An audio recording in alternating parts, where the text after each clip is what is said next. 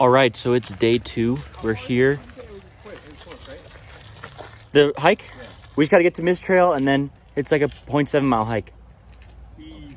So, we're at Curry Village right now. It's completely empty. It's crazy because like they say that all the yurts are taken up, but there's no one in the parking lot for the yurts. We're gonna hit up Mist Trail and take you guys on a secret hike to. It's actually an old hike, but most of the trail got washed out by a landslide in the 50s or something like that. So can you ask your fans if we should bring the drone in, the FPV? Like and subscribe if you think Clayton should bring the FPV drone into a national park and fly it around illegally. So, yeah. This cannot be used as evidence against me in court.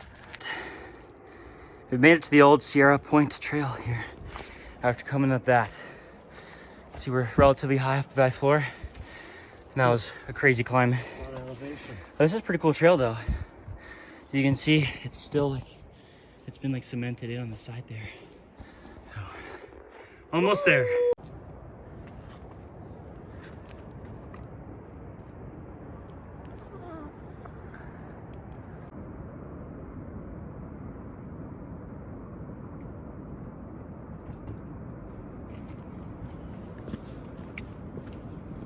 Big gap.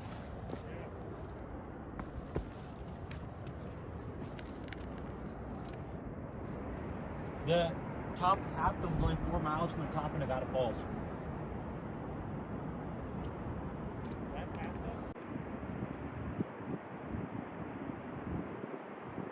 them. All right, so we have made it to this old trailhead here. It's called Sierra Point, I think. You see these old guardrails here, but it's actually crazy because you can see every waterfall in the park. Not all of them are going full swing. Like there's a Liberty, I'll show you in a second, it's not in full swing, but behind me you have Nevada Falls, kind of barely flowing, in Vernal Falls, and I think that's Liberty Dome, not Half Dome. Half Dome is, you cannot see it. And then you look this direction, you got Upper and Lower Yosemite Falls over here. So this spot's legit. There's Upper and Lower. You look this direction, you can see where that kind of, you can almost see a little bit of water coming off. That's Liberty Falls. I think that's what it's called. But that's, if you take the John Muir Trail from, like, if you connect the John Muir Trail down here somewhere, that's where you end up going up. You go up to that falls, and there's a bridge that goes across at the top, and you cut across there, and then the John Muir Trail takes you up and around down to the top of Nevada Falls, and then you can come down from there. But this is, you can actually see Mist Trail below us. You can see the people on Mist Trail. So they're gonna go that direction up there.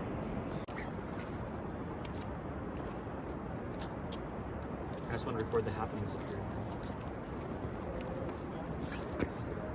So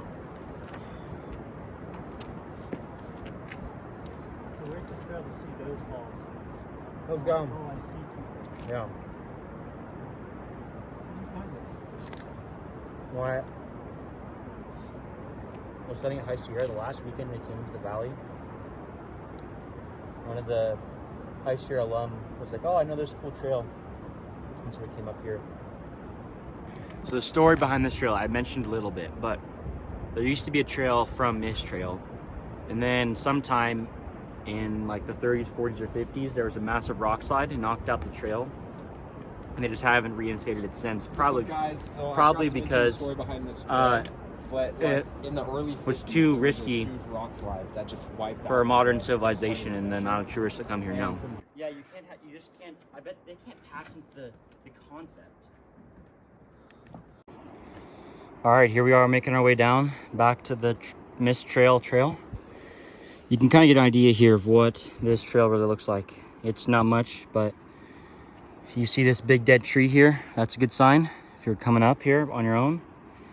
But yeah, don't be like turned away when it looks like this, because you keep making your way up, you'll find some cairns, and you can kind of see where people have stepped and stuff. So just keep pushing if you want to make it up to this spot. I come get a sick shot and make it angle of him doing the angle of him walking on this. So we're heading out of the park now. it's crazy because the whole park is pretty much empty. Supposedly there's like a huge snowstorm that's gonna be rolling in. So we're on our way out, but just wanted to stop in this meadow on the way out. Boom, Half Dome. Check it out. Okay, so Clay, what were we talking about here? Your setup. So this setup right here, it's like a $150 gimbal with the iPhone 13. And it would be like the equivalent, it uses LiDAR to like fake depth of field. So Apple basically is choosing computing power rather than packing a huge sensor in it. But it's crazy because it fakes depth of field down to like 1.4 aperture. So this setup like 5 years ago would have easily been like 20K. Like all the YouTubers who's starting off, this setup right here is way better than what anybody who's famous right now on YouTube started with. Yeah, because like Devin Supertramp would have like a $1,000 gimbal and like a $10,000 camera. Yeah, and then this setup's like $1,000. Look at that. Like look at, if you don't know what depth of field is, it's like the focus when something's in focus and everything else is blurred. So like usually for depth of field, like good depth of field, you need a camera with really good range. Like this is an f1.8, so that's really quick aperture. Really quick aperture. So then you have a really right now, everything's kind of in focus, but with depth of field, you can get focus on one thing. So yeah. All right, so here's a quick overview of the setup that I made. I got this camper shell with no back window, but I did have this the frame of the window here.